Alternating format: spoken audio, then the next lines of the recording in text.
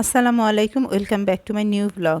তো আজকে আমি আমার রুমে যে বইয়ের যেই সাজানো সেলফটা ছিল সেটাই দেখাচ্ছি। তো আমার সব জায়গায় ছড়ানো ছিটানো আছে বই, বাচ্চারা বই পড়ে, আমি নিজেও খুব পছন্দ করি। আর আমার হাজব্যান্ডের এটা বলে যে সব জায়গায় তুমি বই ছড়িয়ে ছিটিয়ে রাখবে যাতে করে একটা এনভায়রনমেন্ট বই পড়ো যে এটা বোঝা যায়। তো যাই হোক, আমি এগুলো দেখিয়ে আপনাদেরকে এখন চলে আসলাম রান্নাঘরে। তো আজকে আমি বিরিয়ানি রান্না করবো, চিকেন বিরিয়ানি। তো তার জন্য চিকেনটাকে একটু ম্যারিনেট করে নিয়েছিলাম, হালকা একটু মরিচের গুঁড়া, লবণ, দেন লেবুর রস দিয়ে। তো এটা একটু ভেজে নেওয়ার পরে সয়াবিন তেল দিয়ে ভেজে নিয়েছি। দেন আমি আলুও ভেজে নিচ্ছি, সেটাতে আমি একটু ফুড কালার ইউজ করেছি। তো ভাজার পরে দেন আমি দিয়ে দিলাম পেঁয়াজ কুচি, একটু বেশি পরিমাণে পেঁয়াজ কুচি দিয়েছি।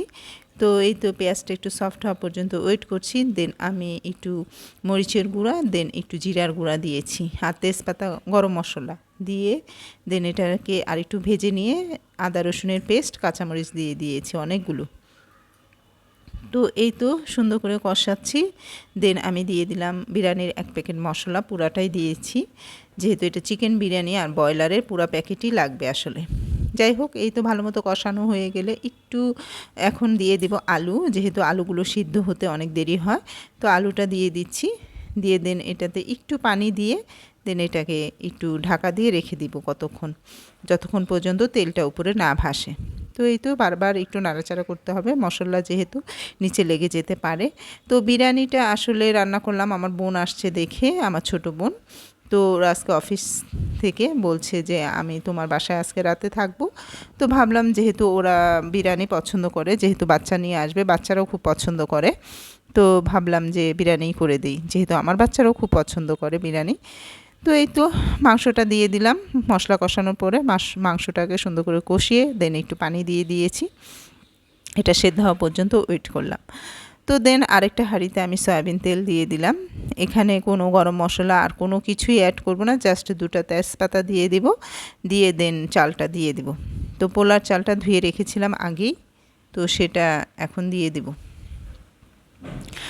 বিরিয়ানিটা আসলে আমি খুব সিম্পলভাবে করার চেষ্টা করি, ঘরে যা মশলা থাকে তা দিয়েই করি, তাতেই অনেক খুব পছন্দ হয় আর ফুলও হয়। আর যখন স্পেশালভাবে করি সেটা তো কোনো তো কথাই নেই।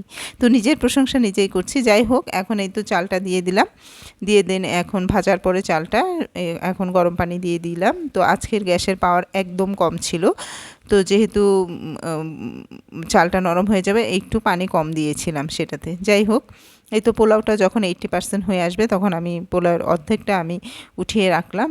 দেন এটার মধ্যে হাঁড়িতে যতটুকু পোলাও আছে এর মধ্যে আমি মাংসটা দিয়ে দিব, চিকেনটা দিয়ে দিব, দিয়ে দেন একটু ছড়িয়ে ছিটিয়ে নিব। দেন তারপরে যে পোলাওটা রেখে দিয়েছিলাম সেটা আমি দিয়ে কাভার করে নিচ্ছি। তো এখানে কিশমিশ দেওয়া হয়েছিল, পেঁয়াজ বেরেস্তা দেওয়া হয়েছিল, দেন সেটা স্কিপ্ট হয়ে গিয়েছে, একটু ফুড কালারও দেওয়া হয়েছিল।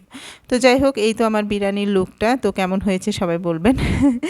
এই তো আমার মেয়েকে বেড়ে দিচ্ছি যে একটু খেয়ে বলো কেমন হয়েছে। আর ওর যদিও এখন একটু ক্ষুধা লেগেছে, যেহেতু খাবে সবাই একটু পরে। তো আমার বোন অফিস থেকে আসার সময় সে আবার একটা কেক নিয়ে আসছে, যেহেতু আমরা বিরিয়ানি রান্না করেছি, তো ভাবলো যে বাচ্চারা খুব খুশি হবে, একটা কেক নিয়ে যায়। তো কেকটা দেখে রাউনাক, মানে আমার ভাগ্নে, ও বলছে আমার বার্থডে করতে হবে আজকে। এটাই ওরা 3 বোন মিলে একটা প্ল্যান করছে, ঠিক আছে রাউনাকের বার্থডেটাই করে ফেলি। তো আসলে কিন্তু বার্থডে না। তো যাই হোক, এই তো নাচানাচি করছে বাচ্চারা। তো আমার ছোটো মেয়ে আবার দোকান থেকে যেয়ে ও মোমবাতি নিয়ে আসলো, দেন বেলুন নিয়ে আসলো, সেটা দিয়ে একটু করলো যে জাস্ট একটু এনজয় করা লাগবে সেটাই আর কি। তো মেয়েরা একটু সাজুগুজু করছে, এই তো কেক কাটা হলো।